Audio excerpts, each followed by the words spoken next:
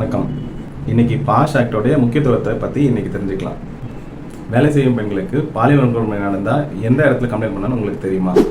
Bash act படி 10க்கு மேலே employees இருக்கிற கம்பெனியில் ஐசி கமிட்டி அப்படிங்கிறத கான்ஸ்டிடியூட் பண்ணணும்.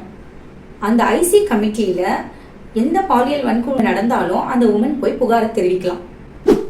ஐசி கமிட்டினா என்ன? அதில் யாரெல்லாம் இருப்பாங்க?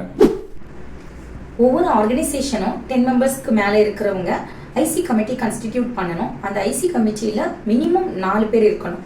First presiding officer, senior most woman employee இருக்கணும். அதுக்கப்புறமா எனி 2 அதர் எம்ப்ளாயீஸ், அவங்க மேல் மெம்பராக கூட இருக்கலாம்.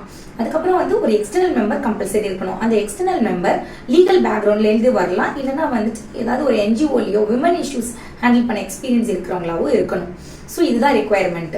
4க்கு மேலே கூட இருக்கலாம், 4 மெம்பர்ஸ்க்கு மேலே கூட இருக்கலாம். But 50% of the IC committee women மெம்பர்ஸாக இருக்கணும். அதுதான் ரெக்குவயர்மெண்ட். இன்டர்னல் கமிட்டி இல்லாத ஆர்கனைசேஷனில் ஒர்க் பண்ணுறவங்க எந்த இடத்துல புகார் பண்ணணும்? 10 பேருக்கு கம்மியாக வேலை செய்கிற ஆர்கனைசேஷன்ஸில் ஐசி கமிட்டி இருக்காது. அந்த மாதிரி எங்கெல்லாம் ஐசி கமிட்டி இல்லையோ அவங்க எல்லாரும் லோக்கல் கமிட்டியில் கம்ப்ளைண்ட் பண்ணலாம். எல்சின்னு சொல்லுவோம். எல்சி ஒவ்வொரு டிஸ்ட்ரிக்ட்லேயும் கலெக்டர் ஆஃபீஸில் இருக்குது, சோஷியல் வெல்ஃபேர் டிபார்ட்மெண்ட்டில். அங்கே கம்ப்ளைண்ட் பண்ணலாம். பாலியல் வன்கொடுமைக்கான புகாரை 3 மாதத்துக்குள்ளே கொடுத்துடணும். ஒருவேளை அது பெரிய அஃபென்ஸாக இருந்ததா, சின்ன சின்ன ஹராஸ்மெண்ட்டாக இருந்தால் ஐசிஏ ஹேண்டில் பண்ணுவாங்க, பனிஷ்மெண்ட் கொடுப்பாங்க, டிசிப்ளினரி ப்ரொசீடிங்ஸ் எடுப்பாங்க அகேன்ஸ்ட் த ரெஸ்பாண்டன்ட்.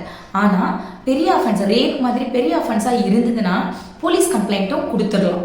ரெண்டுமே மெயின்டெனபிள் தான்.